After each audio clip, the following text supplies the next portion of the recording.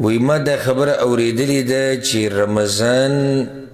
اللہ تقسیم کرده ده پا 3 حصو باندی. رمضان دا میاش اللہ تقسیم کرده ده پا 3 حصو باندی. اولنی لسو رزی دا دا رحمت تی، او دا منزنی لسو رزی چی دی دا دا مغفرت و دا بخانی دی، او دا دریمی لسی دی یا آخرنی لسی دی نو دا دا ورن دا ازادی دو رزی دی. یو خو ما دا خبر اوریدلی دا و بیراتوی دا ویلی شوی دی چی دی اولنو لسو دا پارا بدا دعاوی اللهم ارحمنی یا ارحم الراحمین. پا دی منزنی لسو کی بداوی چی اللهم اغفر لی ذنوبی یا رب العالمین. بیا پا دی آخرنی لسو کی بداوی چی اللهم اعتقنی من النار و ادخلنی الجنة. سوال داری چی دا خبر سیده و کنا، دا خبر سیده و کنا، او اگر کمی دعاگانی دی چی پا رمضان کی دیری ویل پکار دی. اصل کی دا دویم سوال جوڑی گی، خود دا قرور پا دی سوال کی دا سوال نچی بیا کمی دعاگانی منگلا دیری غخت پکار دی او دیر ویل پکار دی. الجواب امام ابن خزیم رحمه اللہ روایت روڑی دی دا سلمان رضی اللہ عنہ پیغمبر صلی اللہ علیہ وسلم خطبه وکړه د شعبان په آخرنی ورځ باندې، او بیدوی چی ایوها الناس قد اضلکم شهر عظیم شهر مبارک. ای خلکو پتاسو باندې دیسی میاشت راله چی اغا لوی میاشت اغا عظیم میاشت اغا برکتون والا میاشت، وهو شهر اوله رحمه و اوسطه مغفره و آخره عتق من النار. او دا دیسی میاشت چی پا اولنی برخه کی رحمت تے، پا منز کی مغفرت تے، و پا آخره کی دا جہنم نازادی دی. دا روایت شتی امام بن خزیمه راوڑه خدا سندن کمزور روایت تے، بلکہ منگ بدیسی ہوئیو یو سڑیو چیزی دی روایت تے دیر خوشحال و موجوده خو دیر دا خوشحالی روایت تے چینی پاوله کی رحمت و بیا مغفرت و بیا دا ور نازادی دی. زویم دا دین زیادت دا خوشحالی خبرات کو اگر دا چی دا رمضان میش طول دا رحمت میشتا، طول دا مغفرت میشتا، طول دا ور نازادی دو میشتا. نو هیچ ضرورت نشتی چی دا دی خاص کریشی یا دا دی پا 3 حصو کی تقسیم شو پا دیلی سا دلیل نیا که دلیل وی بیا خو صحیح دا خود دا روایت چی دینو دا کمزور دی. او دا رمضان میش طول دا رحمتونو میشتا. حدیث کی رازی امام مسلم راوڑه دی، مشهور حدیث دی، پیغمبر صلی اللہ علیہ وسلم وی اذا کان رمضان فتحت ابواب الرحمة وغلقت ابواب جهنم وسلسلت الشیاطین. کله چې رمضان راشي د رحمت دروازې کولاو شي، د رحمت دروازې په ټول رمضان کې کولاو دي. دا نه چې په اولنی لسو کې د رحمت دروازې کولاو دي بیا بندي شو، په ټول رمضان کې د رحمت دروازې کولاو دي، د جهنم دروازې بندي شوي دي. وسلسلت الشیاطین او شیطانان تړلی شوي دي. یو بل حدیث کی رضی امام ترمیزی راوڑ دے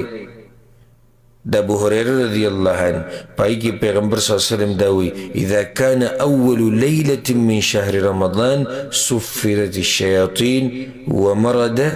ومردت الجن. اولنیش پا چی در رمضان راشی اولنیش پا نو شیطانان وطرلیشی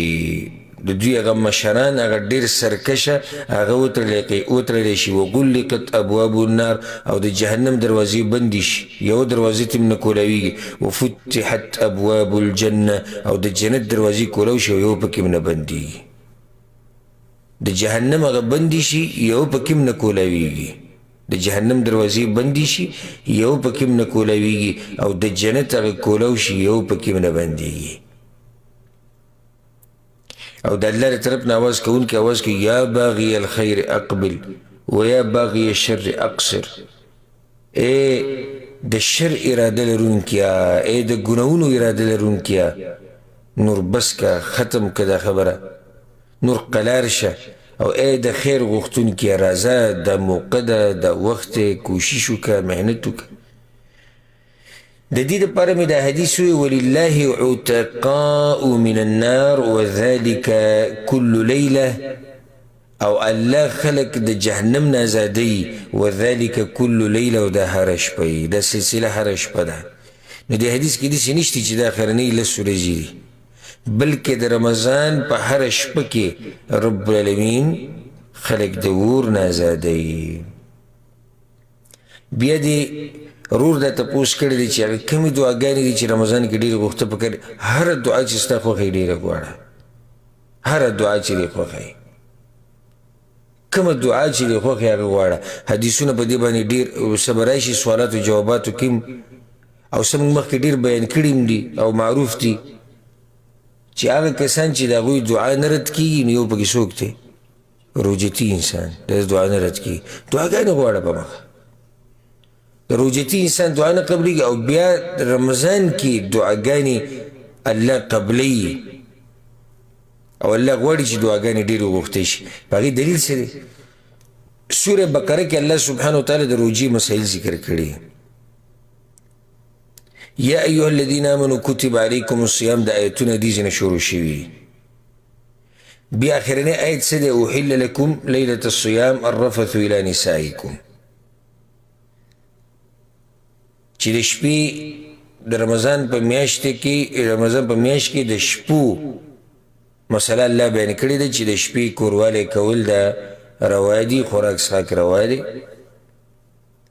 د دې آیتونو په منځ کې د آیت دی واذا سألک عبادي عني فإني قریب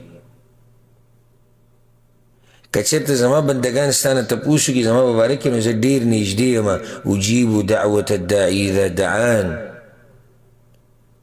او قبلوما دعا د دعا غوښتونکي کله چې دعاګانې غواړي علماء دي کې څه حکمت دی چې د رجوع د مسایلو بیان روان دی او په منځ کې د دعا مسله راځي نو اشاره دې ته ده چې دا وخت د دعاګانو د غوښتو دی دعاګانې ډېرې غواړه او الله وایي زه قبلو نو کومه دعا چې د خوښې هغه ډېره غواړه که هغه د ځان دپاره غواړي د مور پلار دپاره د امت دپاره د غریبانانو دپاره د خپلو بچو دپاره د خیر موسم دی او ټولو دپاره دعاګانې غواړه مسلمانانو دپاره د خپلو خپلوانو دپاره